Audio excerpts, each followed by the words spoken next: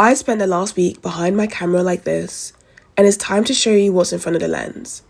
And unfortunately, it's not as clean as we paint it to be. Sometimes it's driving for hours on end to the most remote parts of this country just to see some of the most beautiful creatures. Other times it's braving the shadow of night to discover what more may come out. And finally it's fleeing at the skin of our teeth from the realities of the circle of life. This is week 1 in Namibia.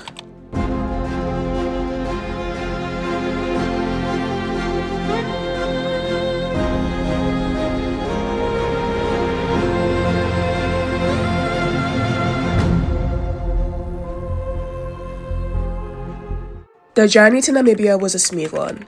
A 12-hour journey from London with a quick transit in Frankfurt. I saw my first Namibian sunrise from the plane and it held promises of a good time ahead. I arrived in the modern and sophisticated capital city called Windhoek and settled down to meet the rest of the gang coming in from around the world.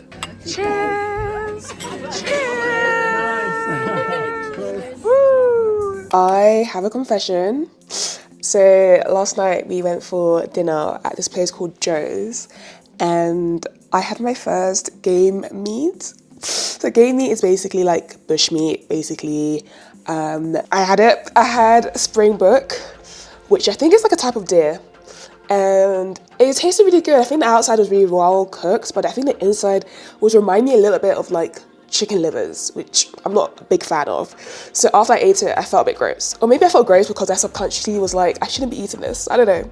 But it's been a short and sweet time in Windhoek. There's not a lot to do here. It's kind of like your starting point to like fly into Namibia, get acclimatized. It's a little bit cold, so I got long sleeves on today. But hopefully the sun comes out as we head on a 7-hour journey to Etosha National Park, our first safari spot. 1, 2, 3, welcome to Namibia. Okay. Alright, ready? 1, 2, 3. Welcome to Namibia!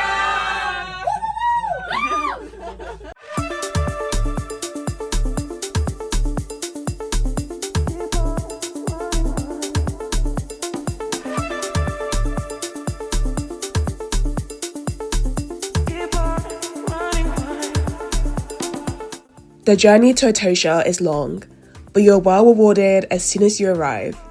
If I could relive any part of my safari experience, it would be this part, when you see your first animals and the wow factor is highest. Your first gazelle, your first giraffe, your first zebra, your first hyena, your first sunset.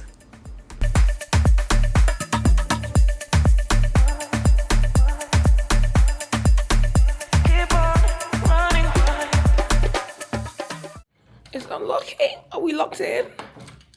No. Come on, Sanya, you can do this. It's like not. Should I try? Yeah. Okay. Yesterday it wouldn't run multiple times, but maybe it's like, here, let me put the light on for you. Oh. Girl. Oh, Bloody heck. Good morning, guys. It is very early. So, very early morning. We're up at 5 a.m. It's pretty cold in the mornings here during dry season. I think it's like less than 10 degrees right now. So I've got a hoodie on and I've got my little jacket. A lot of people think that I'm Namibian.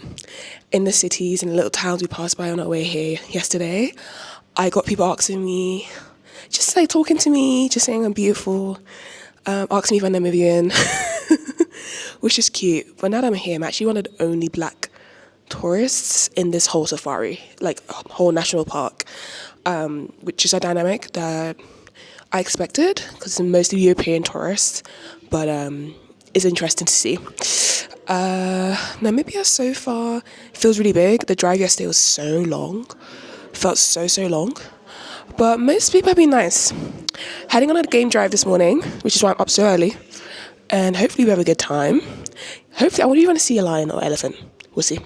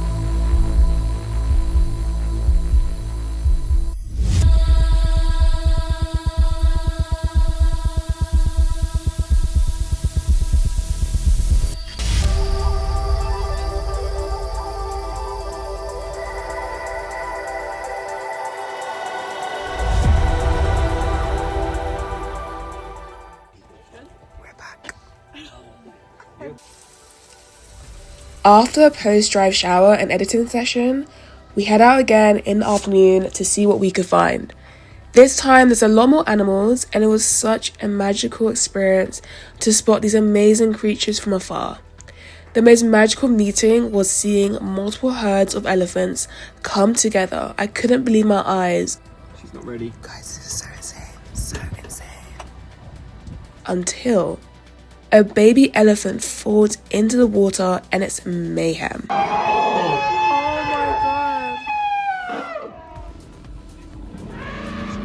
Are we allowed to intervene? We're not, right?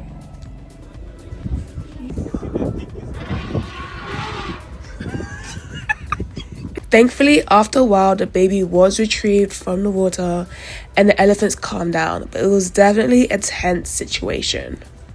Guys, we just heard that there might be lions. We might have missed them, but fingers crossed we find them. Oh my god. If there's a springbok nearby, that means that the lion is probably hunting the springbok, so we can like get it. Guys, we've been through it today.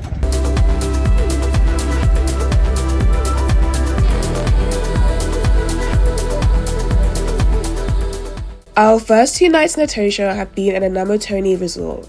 There's an old fort here where you can watch the coolest sunsets, and our rooms were generally nice and clean. On day 3, however, we made the decision to move across the dry Etosha pan to the other side of the national park. It took us the whole day to drive this, but it was worth it for this one watering hole. We have just arrived. It's around 5:30, so an hour out from sunset. So we're in the golden hour. I know as it gets darker, the animals congregate at the watering hole in the early morning, and I think in the evening as well. So there's a ton of us here just surrounding the hole. There are barriers, so it is safe, and seeing what we will find.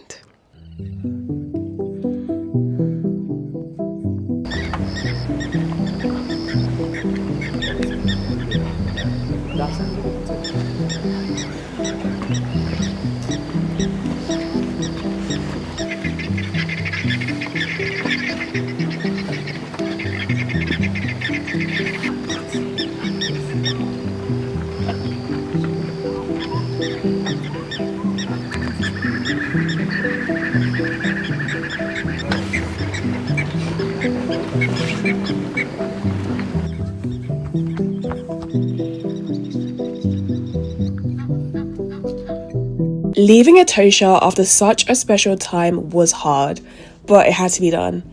I took the 7-hour journey to our next destination as an opportunity to reflect and think. I have been snacking on biltong, which is a Southern African snack of like dried meats. This one is meant to be chili bites. It's meant to have a little bit of a kick, which I can taste it after.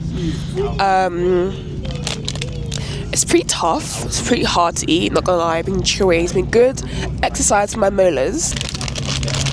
And it's just nice for a long ride. Just like put in your mouth. It's not a wonder. And chew. I actually don't know what meat this is, by the way. Mystery meat. What is this? What is it? This is not a bug. Are you sure? This is a superhero bug. What is it? What is it? Oh my god. Oh my god, it's a Oh, cricket. that's got that lens. Sylvia. Let me take a macro of that. Yeah. Oh my That's god. the biggest cricket I've ever seen.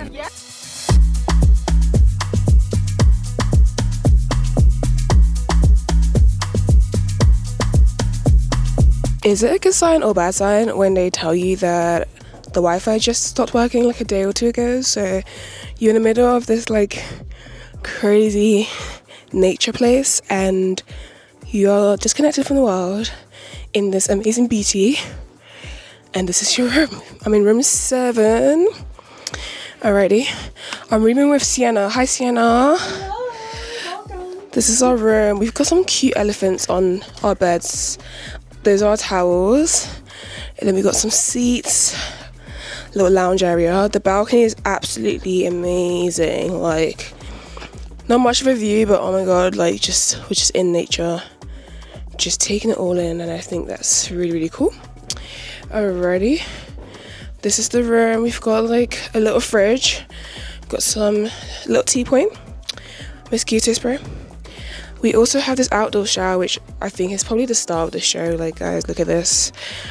Oh my god, the outdoor toilet. That's gonna be interesting in the middle of the night. Yeah, we've got a little get ready situation here, and we've got outdoor shower, the true African way. Let's put it on.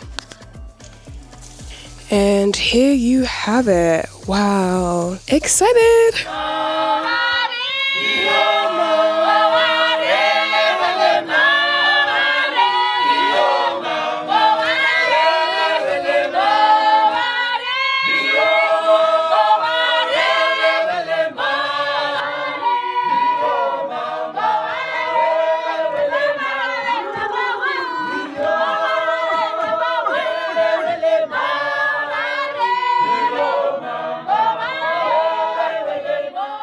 Good morning, guys. We just spent the last 2 hours this morning driving through this gorgeous mountain pass. The terrain is rugged. We're going off-road in these buggies, and it's such a cool experience. I feel like I am no longer on Earth. This could be Mars, this could be Neptune, this could be Jupiter.